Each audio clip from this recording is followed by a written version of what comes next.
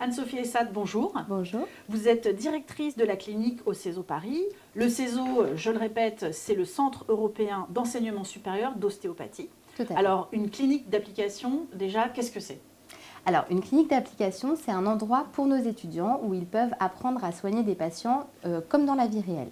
Cette clinique, elle nous sert à plusieurs choses. Elle nous sert d'une part pour le premier cycle, en première, deuxième et troisième année, où nos étudiants font des observations de consultation.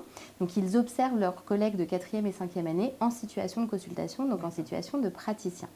Ces observations sont nécessaires à la validation de leurs années, de première, deuxième et troisième année. Ça leur permet de rendre plus concrets les apprentissages qu'ils font en cours, qu'ils soient théoriques ou pratiques.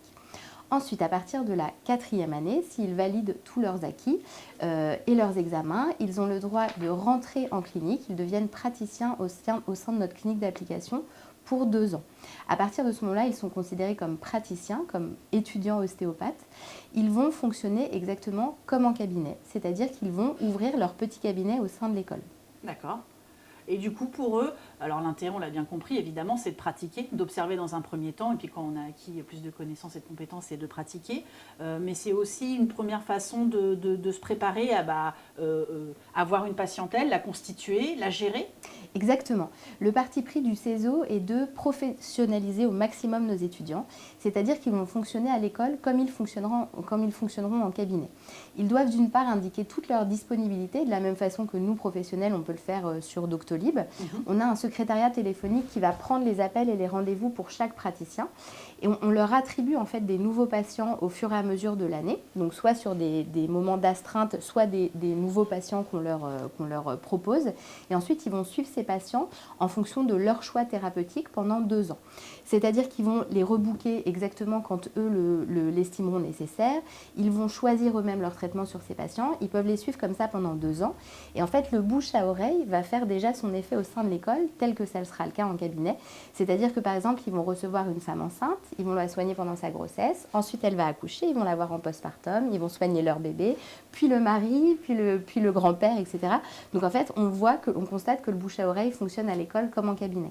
Et puis c'est vrai que évidemment le suivi c'est important pour eux de voir les effets de voilà j'ai soigné quelqu'un, quels sont les effets, quelle est l'évolution des symptômes ou des maux, etc.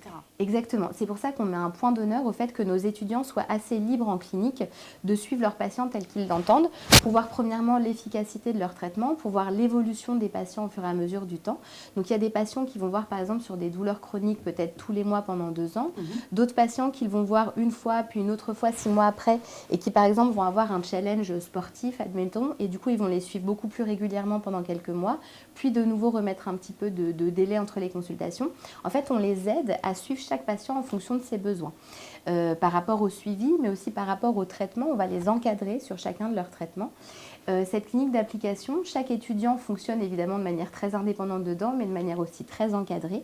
On a 10 salles de consultation dans la clinique et deux superviseurs en permanence qui sont présents sur place, qui vont en fait passer dans chaque consultation pour aider l'étudiant soit au diagnostic, soit au traitement, soit à la prise en charge des cas un petit peu plus difficiles. Donc on est là vraiment pour les encadrer au fur et à mesure de leur consultation.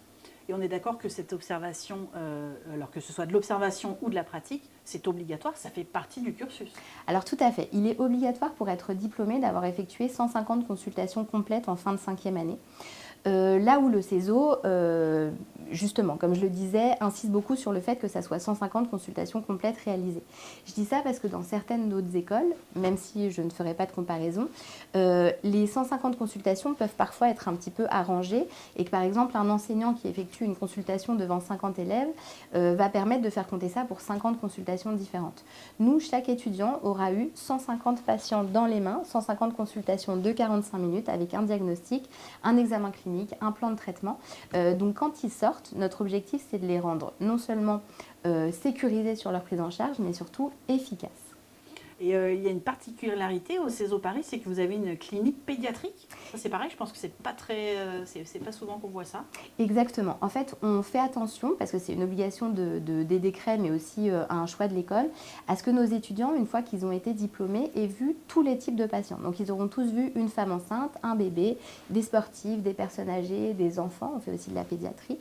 Et en fait, au fur et à mesure de nos réflexions et de nos avancées, on s'est rendu compte que les bébés, donc les nourrissons entre 0 et 1 an, étaient les patients un petit peu plus délicats à traiter, parce qu'il y a une réelle prise en charge à effectuer. Il y a une gestion du bébé, mais aussi du couple parental qui a négocié, donc une espèce de triangle à savoir bien gérer.